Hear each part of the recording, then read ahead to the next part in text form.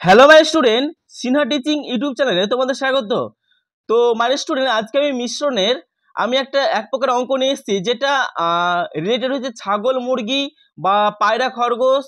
তো এরকমই কিছু অঙ্ক প্রত্যেকটা এক্সামে কিন্তু একটা দিয়ে থাকে। তো শুরু করছি। এই অঙ্কগুলো কিভাবে করতে হয়।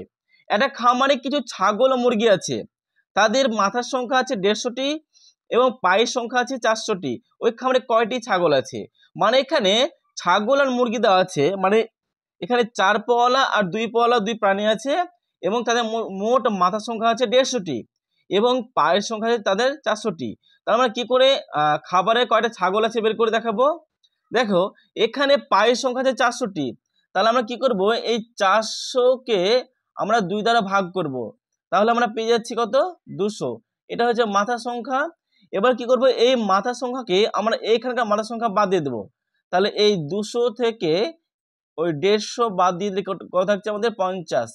তাহলে আমাদের এই 50টা কি পাচ্ছি? এটা হচ্ছে ছাগলের সংখ্যা। তাহলে উত্তর হচ্ছে অপশন এ।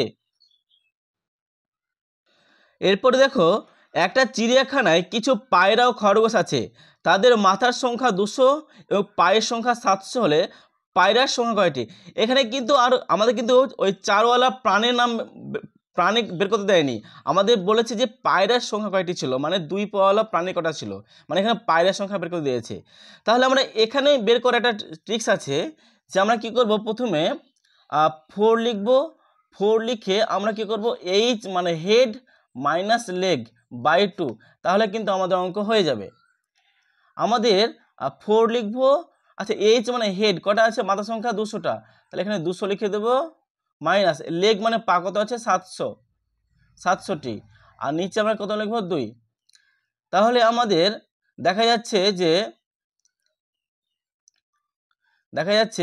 এখানে 4 4 আর 2 200 গুণ করলে হয় 800। 800 থেকে 700 বদলে হয় 100। তাহলে এখানে 100 হচ্ছে, আর এখানে 2। তাহলে 100 থেকে 2 বদলে কত হয়? না সরি, 100কে 2 দ্বারা ভাগ করে কত হয়? 50টি। 50। তাহলে আমাদের অঙ্ক হচ্ছে অপশন বি। এরপরে দেখো, একটা চিড়িয়াখানায় মহিষ ও ময়ূরের মাথার সংখ্যা 100 এবং তাদের পায়ের সংখ্যা আছে 350। ওই চিড়িয়াখানায় কতগুলো মহিষ আছে? মানে এখানে 4 পাওয়ালা প্রাণী রয়েছে, মানে সেই প্রথম কাটার মতো হবে। তার মানে কি করতে হবে আমাদেরকে? 350 আছে পায়ের সংখ্যা, একে আমরা 2 দ্বারা ভাগ করে দেবো। তাহলে কত পাবো আমরা? 175। 175 পেয়েছি। আর এখানে আছে আমার মাথার সংখ্যা কত? 100। তাহলে এই 175 থেকে আমরা কি করব, 150 বিয়োগ করে দেবো। তাহলে আমরা পাচ্ছি কত? সরি, 100 বিয়োগ করে দেবো, তাহলে আমরা পাচ্ছি 75। তাহলে আমাদের উত্তর হচ্ছে অপশান সি, 75টি। তাহলে আমাদের এইভাবে কিন্তু যতই অঙ্ক দেখ না কেন, আমরা কিন্তু এইভাবে চিড়িয়াখানায় যে কোনো প্রাণীর পায়ের সংখ্যা বা সেই প্রাণীর সংখ্যা আমাকে বের করে দিলে আমরা কিন্তু পেয়ে যাব।